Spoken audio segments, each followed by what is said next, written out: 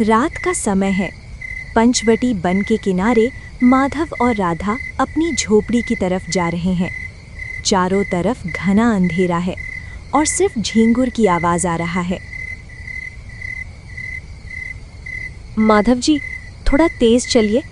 आज जंगल की हवा में कुछ अजीब सी ठंडक है। ऐसा लग रहा है जैसे कोई हमें देख रहा हो। डरो मत राधा, हमने कभी किसी का बुरा नहीं किया तो भगवान हमारा बुरा क्यों करेगा। घर और ज्यादा दूर नहीं है, बस थोड़ी दूर और। रात बहुत हो गया था, इसलिए दोनों घर की तरफ तेज चलते हुए जा रहे थे। तभी अचानक एक दर्दनाक कराहने की आवाज आती है। दोनों रुक जाते हैं। मुझे बचाओ, बहुत दर्द हो रहा है, नहीं सह पा रहा। माँ, बचाओ। रुकिए, सुन रहे हैं? वो फिर से आवाज आई, जैसे कोई घायल हो, पर इस जंगल में इतने रात को। हाँ राधा, मैंने भी सुना।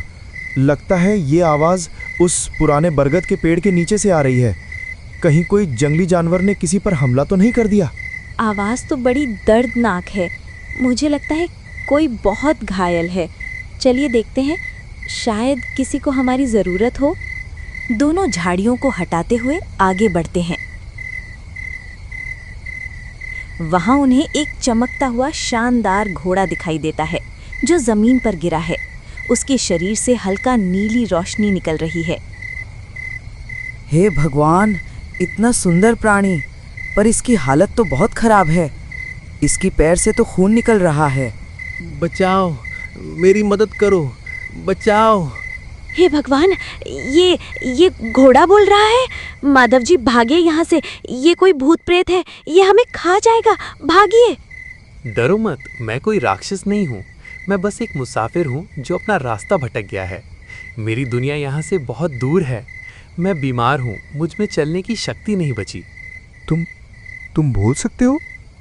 मैंने अपनी पूरी जिंदगी में ऐसा चमत्कार नहीं देखा। देखो राधा, ये घोड़ा हमारी तरह बोल रहा है। हर चमत्कार के पीछे एक दर्द होता है। कृपया मुझे थोड़ा सहारा दीजिए। अगर मैं आज रात यहाँ रहा तो ये दुनिया की हवा मुझे मार डालेगी। माधव जी, देखिए इसकी आंखों में कितनी बेबसी है। कोई भूत इतनी सच्चाई से नहीं बोल सकता। हम इसे ऐसे नहीं छोड़ सकते। तुम सही कह रही हो राधा। चलो पवनवेग, हिम्मत करो, हम तुम्हें अपने घर ले जाएंगे। मेरा सहारा लो और मेरे साथ चलो। फिर वो तीनों वहां से घर की तरफ जाते हैं। कुछ समय बाद वो तीनों चलते चलते घर पहुंचते हैं। रात बहुत हो गई थी, इसलिए तीनों खाना खा के सो जाते हैं।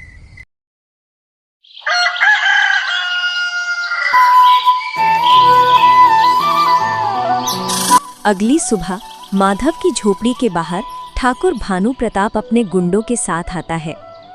ठाकुर माधव के घर के बाहर खड़ा होता है और बड़ी आवाज में चिल्लाता है, ओए माधव, बाहर निकल, कब तक छुपता फिरेगा?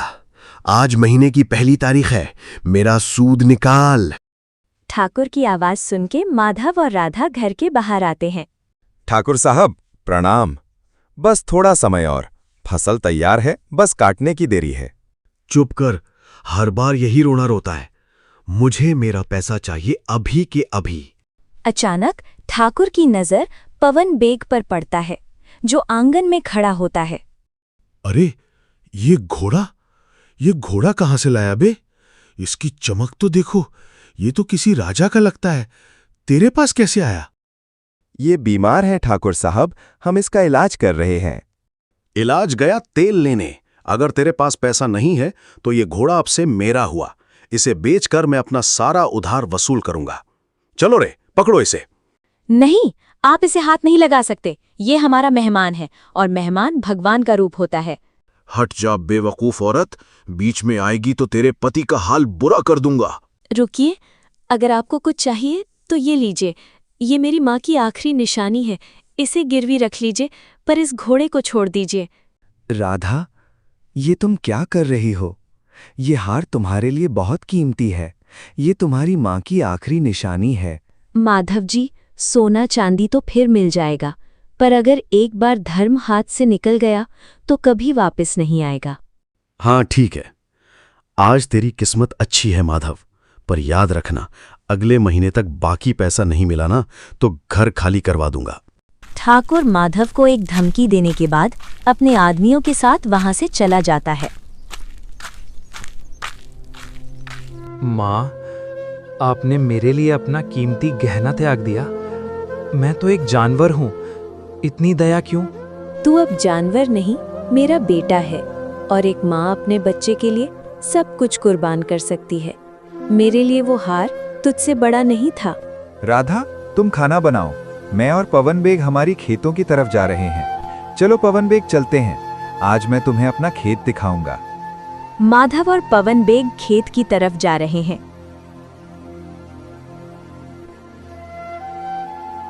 रास्ते में वो देखते हैं गांव की काका एक पेड़ से रस्सी बांधकर आत्महत्या करने की कोशिश कर रहे हैं। माधव और पवन बेग भागते हुए उनके पास जाते हैं। काका, ये क्या कर रहे हैं? रुकिए। माधव, मुझे मर जाने दो। अगले हफ्ते मेरी बेटी की शादी है, पर लड़के वालों ने 5 लाख नगद और गाड़ी की मांग की है। मैं गरीब कहां से लाऊंगा इतना सारा पैसा? मेरी बेटी की बारात लौट जाएगी, वो बेइज्जती से मर जाएगी। उससे पहले मैं ही मर जाना चाहता हूं। काका, रुकिए। जीवन ईश्वर की देन है, इसे लालच की भेंट मत चढ़ाइए। हे भगवान, घोड़ा बोल रहा है। क्या मेरी मति मारी गई है? माधव, ये घोड़ा कहां से लाया तू? बेटा, ये घोड़ा तो इंसानों की तरह बोल रहा है। बेटा, ये कोई भूत प्रेत तो नहीं? शांति रखिए काका, मैं आपकी मदद कर सकता हूँ। आपकी सारी परेशानी और मुसीबत को ठीक कर सकता हूँ। पवन बेग अपना सिर झुकाता है और उसके सिर पर बना निशान से एक सोने से भरा हुआ घड़ा निकलता है। पवन बेग उस घड़े को उस बूढ़े आदमी को दे देता है और कहता है, ये लीजिए काका, इससे अपनी बेटी की शादी धूमधाम से कीजिए। अब आपकी परेशानी दूर हो गई है। तुम घोड़ा नहीं, साक्षात भगवान हो। मैं तुम्हारा ये एहसान कैसे चुकाऊंगा?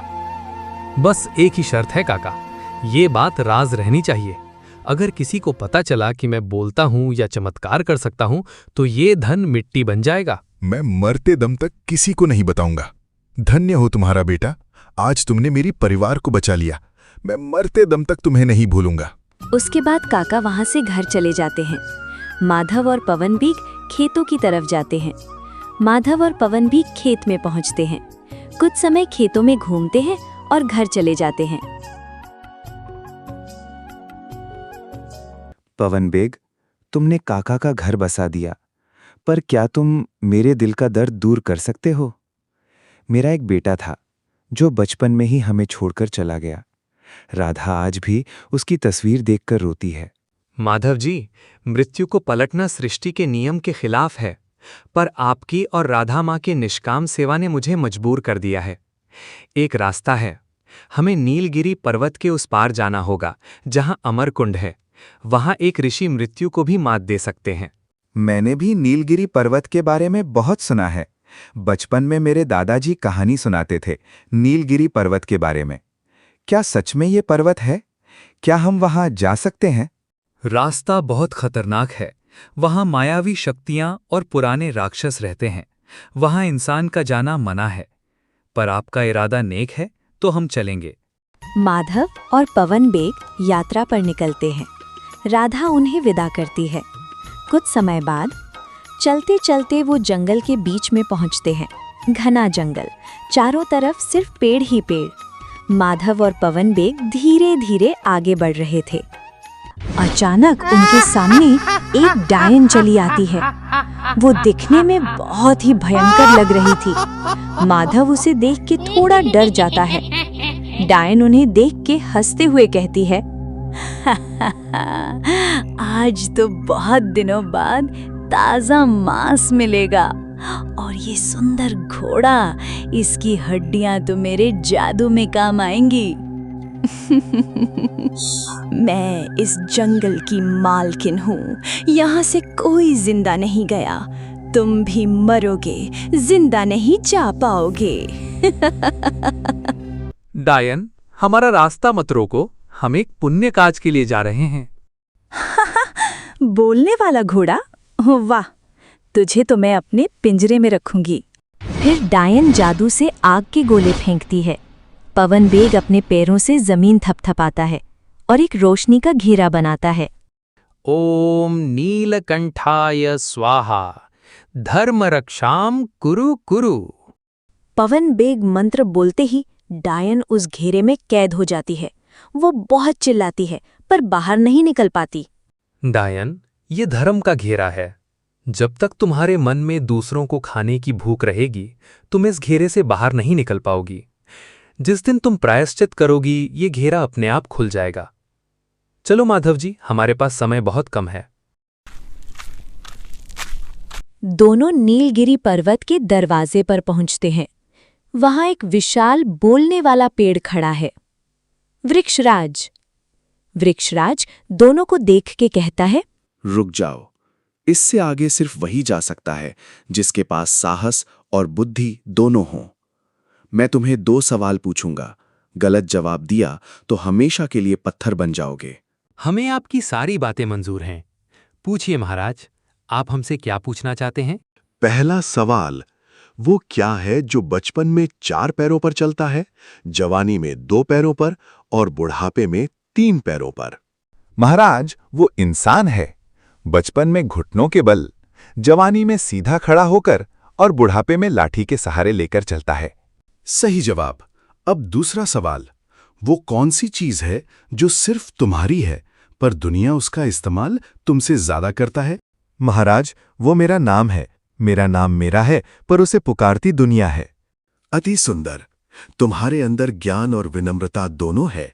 जाओ आगे, अमरकुंड तुम्हारा इंतजार कर रहा है। दोनों अमरकुंड के पास पहुंचते हैं। पानी सोने की तरह चमक रहा है। वहां एक भयानक ऋषि काल पुरुष प्रकट होते हैं और गंभीर आवाज में माधव से कहते हैं, माधव, तुम अपने बेटे की आत्मा को वापस पाना चाहते हो? ये संभव है, पर नियम कड़े हैं। एक जान के बदले दूसरी जान देनी होगी। क्या मतलब? मैं आपकी बातें समझ नहीं पाया। अगर तुम अपने बेटे को जिंदा देखना चाहते हो तो तुम्हें इस पवन बेग की बलि देनी होगी। इसके दिल का लहू इस कुंड में डालना होगा। बोलो, क्या मंजूर है? कभी नहीं। पवन बेग सिर्फ एक घोड़ा नहीं, मेरा बेटा है। मैं अपने स्वार्थ के लिए अपनी सच्चाई का खून नहीं कर सकता। अगर मेरा बेटा वापस आने के लिए किसी बेगुनाह की जान मांगता है तो मुझे ऐसा बेटा नहीं चाहिए। माधव जी, आप बलि दे दीजिए। मैं तो मुसाफिर हूँ, मुझे मरने से डर नहीं लगता। आपकी खुशी मेरे लिए सब कुछ है। नहीं पवन बेग, एक पिता अपने बच्चे को मरते हुए देख सकता है पर उसे कातिल बनते हुए नहीं। हम वापस चलेंगे। मुझे मेरा धर्म प्यारा है। धन्य हो माधव, तुमने परीक्षा पार कर ली। अगर तुम बलि देने के लिए तैयार हो जाते तो तुम यहीं पत्थर बन जाते। तुम्हारे निष्काम प्रेम ने कुंड को प्रसन्न कर दिया है। जाओ, तुम्हारा बेटा तुम्हारी झोपड़ी में तुम्हारा इंतजार कर रहा है। ऋषि को धन्यवाद देने के बाद पवन बेग और माधव घर लौट जाते हैं। माधव घर पहुंचता है और देखता है कि उसका बेटा जिंदा है। राधा खुशी से रो रही है। पूरा गांव चमत्कार देखकर हैरान है। अचानक आसमान से देवगुरु प्रकट होते हैं। पवन बेग, तुम्हारा वनवास का समय पूरा हुआ। अब तुम्हारी लोक चलने का समय आ गया है। नहीं, ये नहीं जा सकता। ये हमारा परिवार है।